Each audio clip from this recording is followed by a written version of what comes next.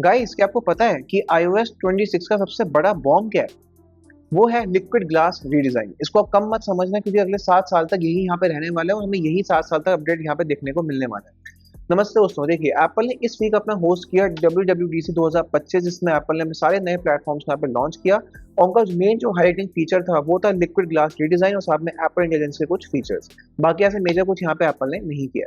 तो आज के इस वीडियो में मैं आपको बताऊंगा iOS 26 के बारे में कि एप्पल ने क्या क्या नए फीचर्स यहाँ पे दिए हैं। और एंड में आपको ये भी बताऊंगा कि आपको इस अपडेट को इंस्टॉल करना चाहिए अपने आईफोन पे जब ये ऑफिशियली यहाँ पे बाहर आएगा सितंबर के अंदर। क्योंकि मेरे इस ना कि देखिए इस सॉफ्टवेयर को लेकर मेरे कुछ यहाँ पे मिक्स यहाँ पे रिव्यूज हैं या मिक्स मेरे कुछ यहाँ पे थॉट्स हैं जो मैं आपसे यहाँ पे शेयर करना चाहूंगा हर एक फीचर के साथ। तो बढ़ते हैं आगे इस वीडियो में और जानते हैं इस अपडेट के बारे में। यहाँ वीडियो हम स्टार्ट करते हैं। ओके, चलिए सबसे पहले हम यहाँ पे बात करते हैं डिजाइन के बारे में। तो देखिए मेन जो हाईलाइटिंग फीचर है सारे प्लेटफॉर्म्स का और जो एप्पल ने इस WWDC में बताया है वो है लिक्विड ग्लास रीडिजाइन।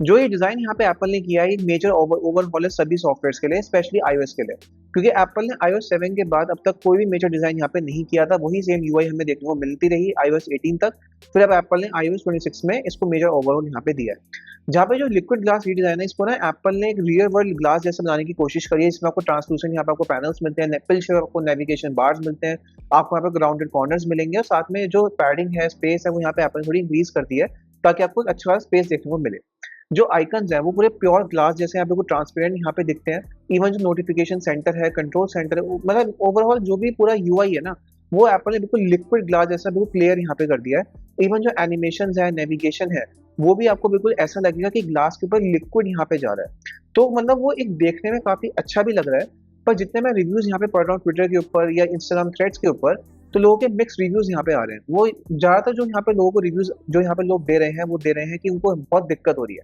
क्योंकि देखिए हम जो एक यूआई जो है जो हम बहुत टाइम से यहाँ पे देखते आ रहे हैं, अचानक से वो यूआई एकदम चेंज हो जाए, एकदम शिफ्ट हो जाए। क्योंकि देखिए लोग अपने आईफोन्स के ऊपर ना डिफरेंट डिफरेंट तरीके के वॉलपेपर्स यहाँ पे यूज करते हैं। और जो वो वॉलपेपर यहाँ पे हम यूज करेंगे इस वाले नए डिजाइन के साथ, तो बहुत दिक्कत आने वाली है। क्योंकि अगर अपने आईफोन में कोई डार्क वॉलपेपर यहाँ पे यूज करेंगे तो आपको यूज करने में यूआई को बहुत ईजी यहाँ पे हो जाएगा।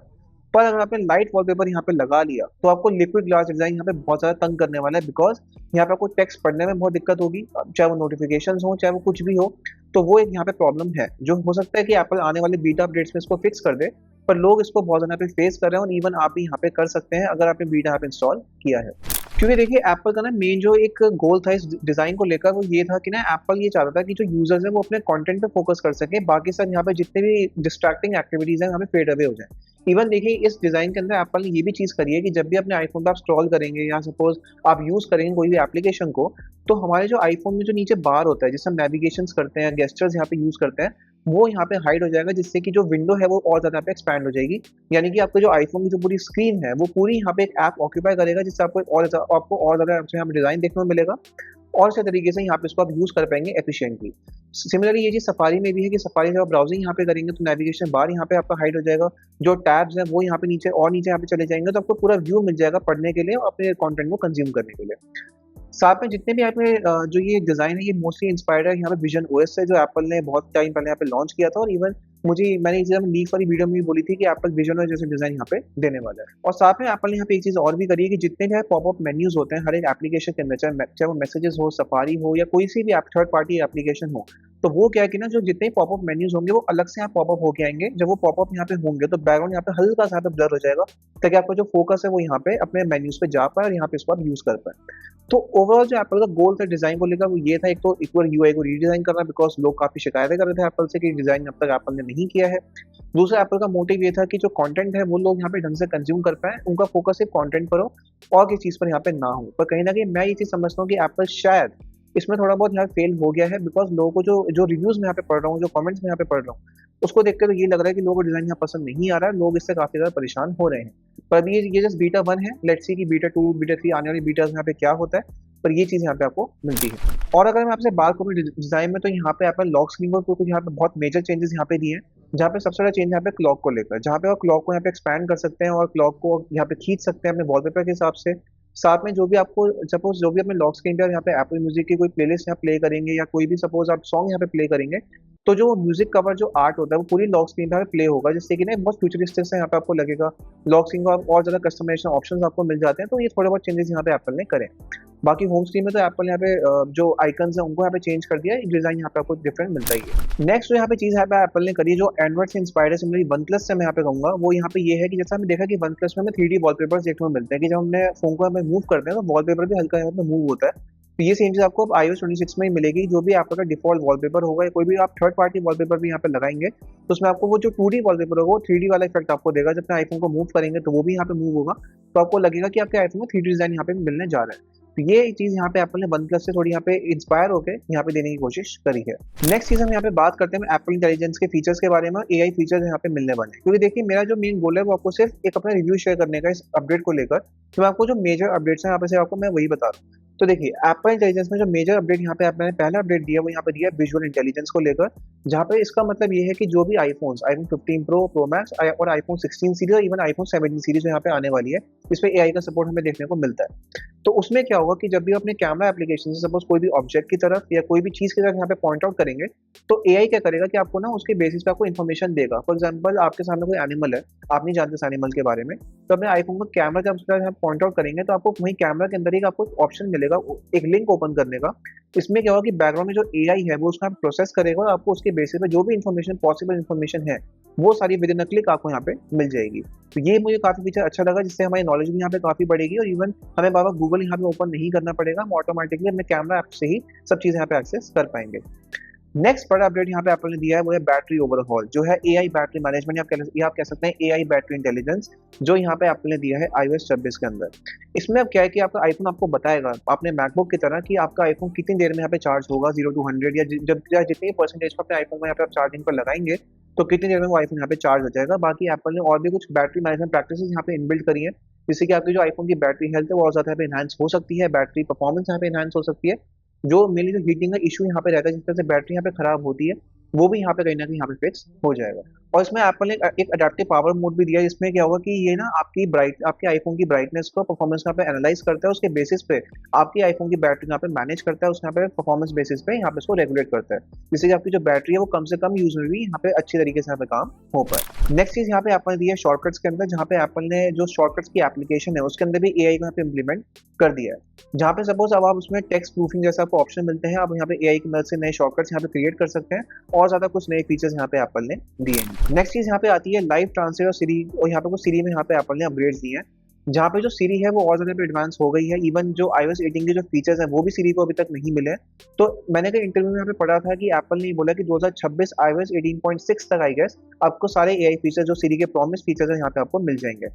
जहाँ पे सीरी फ्यूचर में आपको ऑन स्क्रीन अवेयरनेस जैसे फीचर आपको मिलेंगे, गूगल जेमिनी एआई का आपको इंटीग्रेशन देखने को मिलेगा, साथ में आपको पर्सनल कॉन्टैक्ट जैसे आपको और नए यहाँ पे सीरी वाले फीचर्स यहाँ देखने को मिलेंगे, जो 2026 से यहाँ पे रोल आउट होंगे। बाकी लाइव ट्रांसलेशन में क्या है कि एप्पल ने ये ऑप्शन आपको दिया कि फेस टाइम के ऊपर, इवन एयरपॉड्स के ऊपर जब भी आप किसी यहाँ पे बात करेंगे मल्टीपल लैंग्वेजेस में, तो ऑटोमेटिकली जो एआई की मदद से वो कॉल जो है आपको यहाँ पे कैप्शंस दिखाएगी, उसको ट्रांसलेट यहाँ पे कर देगी आपकी लैंग्वेज में। तो ये फीचर भी मुझे बहुत यहाँ पे अच्छा लगा है। बात कर लेते हैं कुछ ऐप अपडेट्स के बारे में जो यहाँ पे एप्पल ने करे हैं। तो पहले यहाँ पे आता है मैसेजेस को लेकर। तो देखिए मैसेजेस में ना एप्पल ने, मैं जो एप्पल का जो मुझे लग रहा है वो ये लग रहा है कि एप्पल ने मैसेजेस एप्लीकेशन को धीरे धीरे व्हाट्सएप जैसा बनाने की कोशिश यहाँ पे पूरी कर रहा है। देखिए जैसे व्हाट्सएप के अंदर हमें पोल्स का ऑप्शन मिलता है, हमें इमेजेस शेयर करने का ऑप्शन मिलता है, वीडियो शेयर करने का ऑप्शन मिलता है, और भी बहुत सारी चीजें हमें यहाँ पे मिलती हैं। एआई भी यहाँ पे व्हाट्सएप में आ चुका है, वही सेम चीज हमें मैसेजेस में मिलती है। जब मैसेजेस में हम यहाँ पे पोल्स यहाँ पे क्रिएट कर सकते हैं, आपको आप अपने चैट के बैकग्राउंड यहाँ पे चेंज कर सकते हैं, जैसे व्हाट्सएप में यहाँ पे हम करते हैं, आपको डिफॉल्ट बैकग्राउंड्स भी मिलेंगे, बाकी अपने बैकग्राउंड्स भी यहाँ पे आप लगा सकते हैं।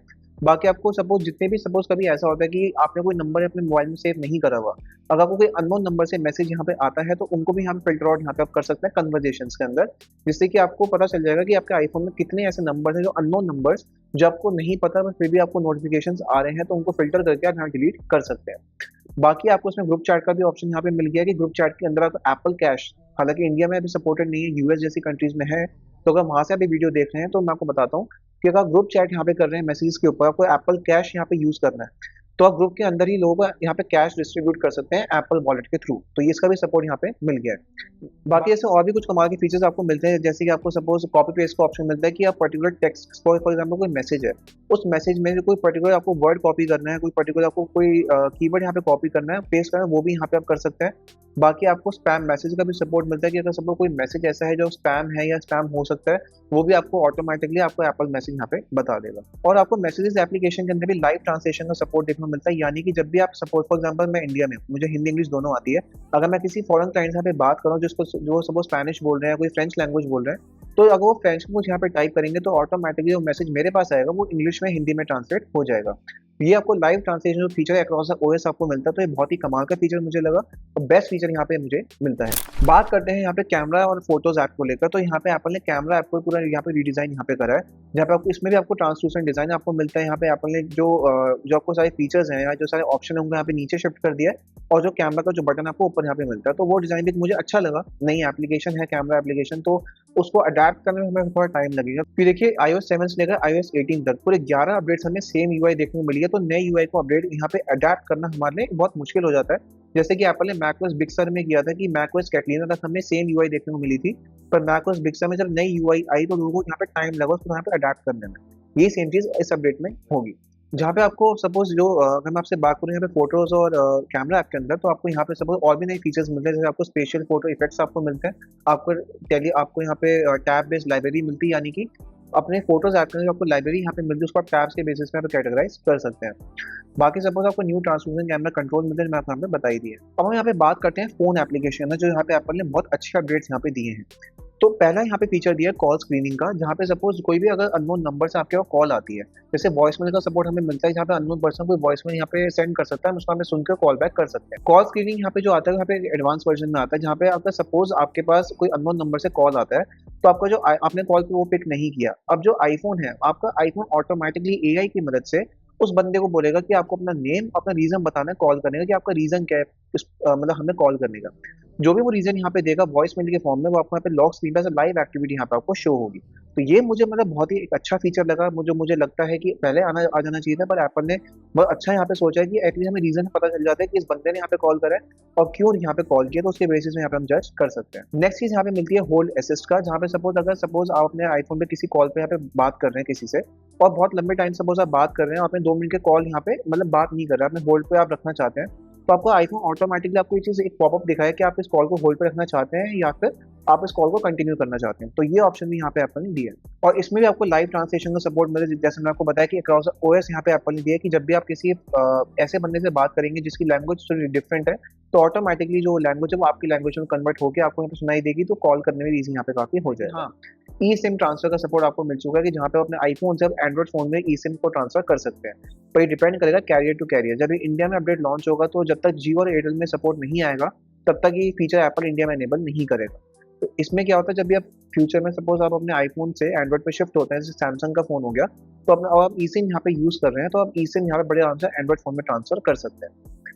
नेक्स्ट चीज यहाँ पे आती है, वो यहाँ पे ये आती है कि आपको उसमें फोकस ई सिम का भी सपोर्ट मिलता है, कि जहाँ पे सपोज आपको ना एक फोकस मोड मिलेगा अपनी ई सिम को साइलेंट करने का। फॉर एग्जाम्पल आपके फोन में 2-3 सिम यहाँ पे आप चला रहे हैं, आपको कोई 2 सिम को यहाँ पे साइलेंट करना है कि उनसे कोई नोटिफिकेशन कॉल यहाँ पे ना आए, तो वो भी यहाँ पे आप कर सकते हैं। बाकी आपको फोन ऐप में स्क्रीन शेयरिंग का भी सपोर्ट में यहाँ पे मिल गया, कि जहाँ पे फोन ऐप के अंदर विद इन अ कॉल आप स्क्रीन शेयर अपने आईफोन की स्क्रीन शेयर कर सकते हैं, शेयर प्ले यहाँ पे कर सकते हैं। तो मतलब एप्पल ने ना काफी हैंडी एप्लीकेशन फोन ऐप को भी यहाँ पे बना दिया है। नेक्स्ट भी हम यहाँ बात करते हैं कारप्ले को लेकर, तो यहाँ पे एप्पल ने कारप्ले के अंदर भी लिक्विड ग्लास का डिजाइन यहाँ पे दिया है जो आईफोन में मिलता है। और दूसरी बात यहाँ पे एप्पल ने आपको दिया है स्मार्ट जूम का सपोर्ट, और नेक्स्ट चीज यहाँ पे दी है वो यहाँ पे दी है एयर प्ले का सपोर्ट, यानी कि अगर सपोज आपकी गाड़ी खड़ी है, आपने गाड़ी अपनी पार्क करी है, बैठे हुए गाड़ी में आपकी गाड़ी खड़ी है, तो अपने आईफोन की एयर प्ले की मदद से वीडियोस जो है अपने आईफोन से डायरेक्टली अपने एप्पल कारप्ले पे रिले कर सकते हैं, वहाँ पे उसको वॉच कर सकते हैं। जैसे कि हम अपने एप्पल टीवी पे करते हैं कि सपोज हमने अपने आईफोन से कोई टीवी को पेयर कर लिया और उसकी स्क्रीन यहाँ पे शेयर हो जाती है, ये सेम चीज आपकी एप्पल कारप्ले पे भी हो जाएगी। बात करते हैं हम एप्पल म्यूजिक को लेकर, तो एप्पल ने एप्पल म्यूजिक में बहुत सारे चेंजेस यहाँ पे दिए हैं, जहाँ पे एप्पल ने यूआई तो यहाँ पे चेंज करी है, और साथ में कुछ नए फीचर्स भी यहाँ पे दिए हैं। मैं आपको बताता हूँ कौन कौन से। पहला फीचर यहाँ पे एप्पल ने दिया है ऑटो मिक्स। यहाँ ऑटो मिक्स में क्या होता है कि सपोज आपने कोई प्लेलिस्ट यहाँ पे प्ले करी हुई है अपने आईफोन के ऊपर जो आपने बनाई हुई है, जैसी वो प्लेलिस्ट यहाँ पे एंड होने वाली होगी, ऑटोमेटिकली आपको जो आईफोन है वो एक सॉन्ग से दूसरे सॉन्ग पे स्विच हो जाएगा, यानी कि जो नेक्स्ट प्लेलिस्ट जो लाइन में होगी वो ऑटोमेटिकली उस यहाँ पे स्विच हो जाएगा। बीट्स हो गए, जो भी चीज़ें होगी वो ऑटोमेटिकली एप्पल मैनेज करके वो आपको यहाँ पे प्ले करके यहाँ पे दिखाएगा। इसलिए आपको ऐसा लगेगा कि आप अपने आईफोन डीजे यहाँ पे प्ले करें। जैसे डीजे में क्या होता है कि म्यूजिक ऑटोमेटिक प्ले हो जाता है, बीट्स ऊपर नीचे होती है। तो एक ऑटोमिक्स का फीचर यहाँ पे एप्पल ने दिया है, बहुत ही अच्छा फीचर है, आपको म्यूजिक सुनने में काफी मजा यहाँ पे आने वाला है। बाकी और भी नए फीचर्स यहाँ पे एप्पल ने दिए, जैसे आपको मिलता है पहले लिरिक्स ट्रांसलेशन का, जहाँ पे सपोज कोई सॉन्ग ऐसा एप्पल म्यूजिक पे है, फॉर एग्जाम्पल कोई फ्रेंच सॉन्ग है या कोई रशियन सॉन्ग है, अगर आप वो सॉन्ग यहाँ पे सुन रहे हैं तो वो ऑटोमेटिकली वो सॉन्ग आपका इंग्लिश में या आपकी पर्टिकुलर लैंग्वेज में ट्रांसलेट हो जाएगा, उसकी जो लिरिक्स है, ताकि आपको समझ में यहाँ पे आ।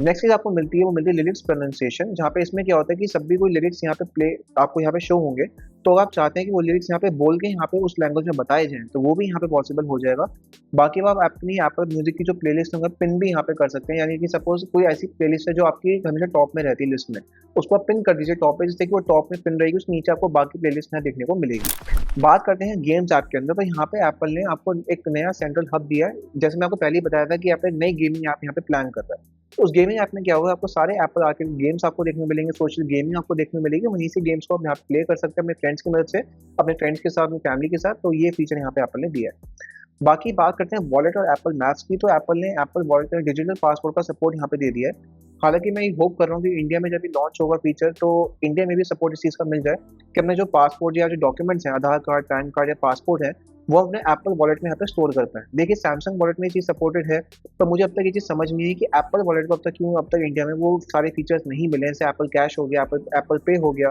या एप्पल वॉलेट हो गया। तो मुझे नहीं समझ नहीं आ रहा कि एप्पल ने अब तक क्यों